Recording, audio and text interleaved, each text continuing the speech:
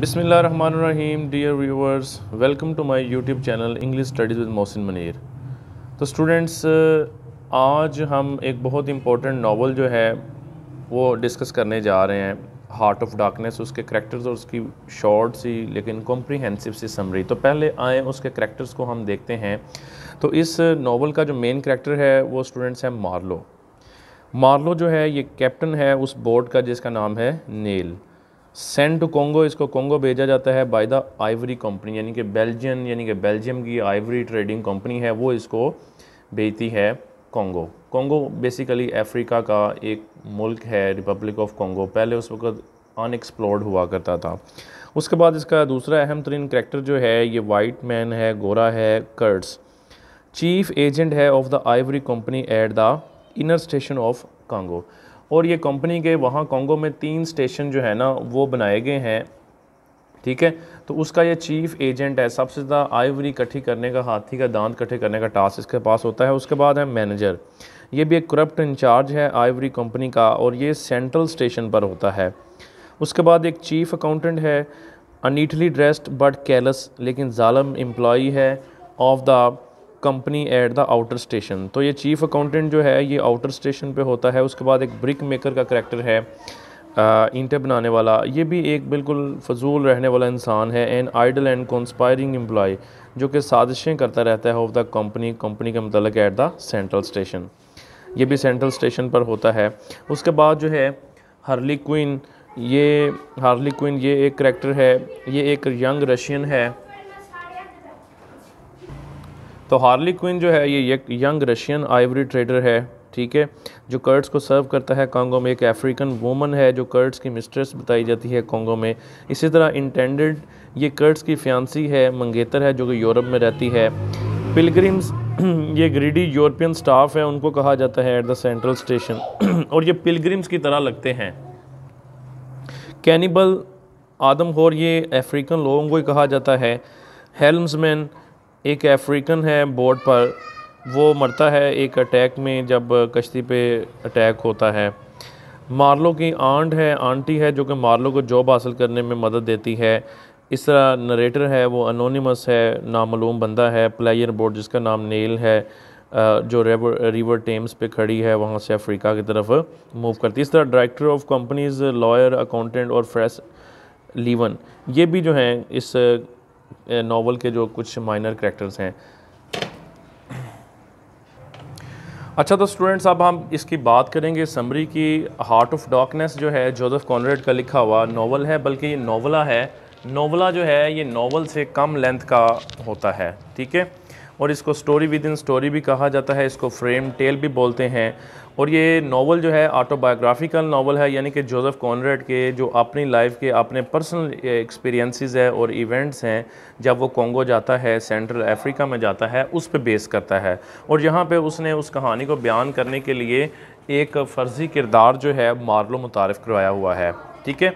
तो ये नावल जो है मुसन्नफ़ के अफ्रीका मुल्क जो है कोंगो, उसके सफ़र और मुशाहदात पर मुश्तमिल है। 1890 में कॉनरेड ने बज़ाते खुद जहाज़ के कप्तान के तौर पर दरियाए कोंगो का सफ़र किया था और इसके बाद उसने अपने ही एक्सपीरियंसेस पे ये नावल, उसकी बेस पे नावल लिखा। हार्ट ऑफ डार्कनेस बेसिकली ये एक ऑटोबायोग्राफी है, यानी कि राइटर अपनी लाइफ का एक्सपीरियंस जिस तरह हुआ वो बयान करता है। लेकिन इस नावल में कॉनरेड ने वाक़यात खुद नहीं बताता, बल्कि उसके लिए एक फ़र्ज़ी किरदार यानी कि मार्लो के ज़रिए वो अपनी ज़िंदगी और अफ्रीका के सफ़र के दौरान जो कुछ वो एक्सपीरियंसेस करता है, वाक़यात देखता है, दिल खराश वाक़यात, उनको बहुत अच्छे अंदाज में इस नावल में बयान करता है। तो कॉनरेड जो है गोरों की मकारी जो है, नाइंसाफ़ी, जुल्म और हवस का चश्मदीदा गवाह है। सिर्फ यही नहीं बल्कि कॉनरेड स्याह फाम लोगों के साथ वहाँ की जो अफ्रीकन है जिस तरह का गैर इंसानी सलूक किया जाता है उसको सही तरह से हाईलाइट करता है, उसका सही चेहरा जो है दिखाता है, ठीक है। तो ये किताब जो है हार्ट ऑफ डार्कनेस सफ़ेद फार्म ताजरों की जहनी पस्ती को ज़ाहिर करती है। तो नावल की कहानी बयान करने वाला जो मेन करैक्टर है वो मार्लो है। वो अपने साथियों को जो उसके साथ सफ़र कर रहे होते हैं कर्ट्स के मुतालिक और अफ्रीका के जंगलात में क्या तजर्बात का वो सामना करता है उसको बताता है। तो काफ़ी अरसा अनएम्प्लॉयड रहने के बाद मार्लो जो है नौकरी के लिए निकलता है। इसकी एक आंट है, आंटी वो अपने इन्फ्लुएंस से उसे जहाज़ के कप्तान की, कैप्टन की नौकरी हासिल करने में इसकी मदद करती है। तो नौकरी का जो लेटर है वो मिलने के बाद 24 घंटों में ये उस कंपनी के ऑफिस में मार्लो पहुंच जाता है, ठीक है। और वहाँ स्वेटर बुनती हुई 2 ख़वातीन को देखता है। फिर इसका मेडिकल एग्जामिनेशन किया जाता है। अच्छा, तो इसके बाद जो है मार्लो का सफ़र स्टार्ट हो जाता है। मार्लो एक फ्रांसीसी जहाज़ पर पहुंचता है। तकरीबन 30 दिन के सफ़र के बाद वो एक बड़े दरिया के किनारे पहुंचता है। चंद दिन मज़ीद सफ़र करके एक ढलवानी चट्टान पर वाक़या कंपनी का बैरूनी स्टेशन यानी कि आउटर स्टेशन जो है वहाँ पहुंचता है, ठीक है। वहाँ वो एक रेलवे ट्रैक और इंजन को उल्टा हुआ देखता है। तो इससे मालूम होता है जैसे किसी मुर्दा जानवर की लाश पड़ी है। उसे वहाँ कुछ काले मुकामी बशिंदे अपने सरों पर मट्टी की टोकरियाँ उठाए हुए मिलते हैं, जो कि एक जंजीर में बंधे हुए थे और इनके साथ गुलामों जैसा सलूक रवा रखा गया था। एक गोरा सिपाही है जो राइफ़ल उठाए इन भेड़ बकरियों की तरह इनको हाँक रहा था। मार्लो पहाड़ी से नीचे उतरता है और काफ़ी मिकदार में टूटे हुए पाइप देखता है और वहाँ कुछ बंधे हुए काले मकामी बाशिंदों को भूख से मरता हुआ भी देखता है। तो फिर मार्लो जो है एक बहुत नीटली ड्रेस्ड कंपनी के चीफ़ अकाउंटेंट से मिलता है, जो चीफ़ अकाउंटेंट इसको कर्ज के मतलब बताता है। और मार्लो वहाँ पर एक ऐसे बीमार शख्स को देखता है जो कि मरने के करीब है। अगले दिन मार्लो इस स्टेशन को छोड़ देता है और 15 दिन बाद वो बड़े दरिया पर पहुंचता है। एक गोरा जो है उसको सेंट्रल स्टेशन पर मार्लो को बताता है कि इसका जहाज़ स्टीमर पानी में डूब चुका है, जिसके मतलब हुक्म दिया जाता कि वो इसे पानी की तह से निकाले और मरम्मत करके काबिल इस्तेमाल बनाए। मार्लो काम शुरू कर देता है और इस दौरान बड़े अजीब वाक़या रूनुमा होते हैं। मार्लो 2 आदमियों को बातें करते हुए सुनता है कि हमें इस हादसे से फ़ायदा उठाना चाहिए। ये 2 आदमी कौन हैं? एक कंपनी का मैनेजर है और एक और गोरा मुलाजिम है। गोरे को ईंटें बनाने का काम दिया जाता है, लेकिन स्टेशन पर अभी तक एक ईंट नहीं बनी होती। वस्ती स्टेशन पर, सेंट्रल स्टेशन पर मौजूद हर कोई करप्शन और साजिश में मसरूफ़ होता है। अब कुछ दिनों बाद मार्लो अपने जहाज़ के साथ कंपनी के इनर स्टेशन की तरफ रवाना होता है। उसके साथ चंद लोग और मैनेजर भी होता है। मार्लो इनर स्टेशन के चीफ़ यानी कि मिस्टर कर्ट से मिलने की ख्वाहिश रखता है, जो कि चीफ़ एजेंट भी है कंपनी का। मार्लो अभी मिस्टर कर्ट्स के स्टेशन से दूर है और आगे बढ़ना चाहता है, लेकिन मैनेजर इसे अगली सुबह तक इंतज़ार का कहता है और अगली सुबह धुंध के बावजूद वो रवाना हो जाते हैं। तकरीबन 1.5 मील की मुसाफत तय करते ही इन पर मुकामी बाशिंदे तीरों की बारिश शुरू कर देते हैं, जिनसे इनका एक साथी मारा जाता है और उसके खून से मार्लो के जूते भर जाते हैं। मार्लो जहाज़ यानी कि स्टीमर से उसके जहाज़ से एक ज़ोरदार सीटी की आवाज़ पैदा करके तमाम हमलावरों को डरा कर भगा देता है। तमाम तर मुश्किलात के बावजूद मार्लो जो है वो इनर स्टेशन पहुंच जाता है, मिस्टर कर्ट से मुलाकात करता है। इंग्लैंड का वो बहुत हाईली एजुकेटेड बंदा है और एक अंग्रेज़ माँ और फ्रांसीसी बाप का बेटा है। उसे अफ्रीका में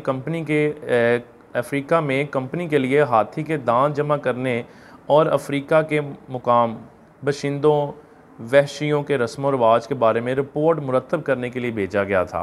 लेकिन वो क्या करता है, अफ्रीका में पहुंचकर यहाँ के लोगों के रस्म व रवाज में शामिल हो गया और यहाँ बहुत पॉपुलर हो चुका है। वो मुकामी बशिंदों का जैसे कोई देवता बन चुका है और ये जगह छोड़ना नहीं चाहता। इस वक्त मिस्टर कर्ट्स बहुत ज़्यादा बीमार पड़ चुका है और मार्लो को मिस्टर कर्ट्स को अफ्रीका से वापस लाने की ज़िम्मेदारी सौंपी गई है। कंपनी मैनेजर जो है मार्लो को मिस्टर कर्ट्स के ख़िलाफ़ बहकाता है, लेकिन मार्लो मिस्टर कर्ट्स के मतलब अपने दिल में नरम गोशा रखता है। इस दौरान मिस्टर कर्ट्स मर जाता है। अब मार्लो कुछ मामलात हल करने के लिए वापस ब्रसल्स लौट आता है। एक दिन एक कंपनी ऑफिसर मार्लो से कुछ सवालात पूछने और मालूमात लेने के लिए आता है, लेकिन वो ऐसा करने से इनकार कर देता है। 2 दिन बाद मिस्टर कर्ट्स से आखिरी लम्हात की मालूमात लेने के लिए मार्लो की मुलाकात इसकी महबूबा से होती है। मिस्टर कर्ट्स कि इस लड़की के साथ मंगनी हुई थी, लेकिन लड़की के घर वालों ने ये रिश्ता कबूल ना किया और मिस्टर कर्ट्स भी अफ्रीका जाकर वापस ना लौटा था। लेकिन उसकी मंगेतर कर्ट्स को बहुत ज़्यादा याद करती है और उससे सच्ची मोहब्बत करती थी और ये जानने के लिए बेताब थी कि कर्ट्स भी इससे मोहब्बत करता है या नहीं। दर हकीकत कर्ट्स वहाँ जाकर अफ्रीका जाकर वहाँ के कस्टम्स, रिचुअल, राइट्स का हिस्सा बन गया था, बल्कि अफ्रीकी लोगों में बहुत ज़्यादा पॉपुलर हो गया था और हर तरह के गुनाह और वहशत का शिकार हो चुका था। लेकिन फिर भी लड़की के पूछने पर मार्लो उसे ये बताता है कि मिस्टर कर्ट्स के होंठों पर आखिरी नाम इस लड़की का था, तो वो फूट फूट कर रोने लगती है।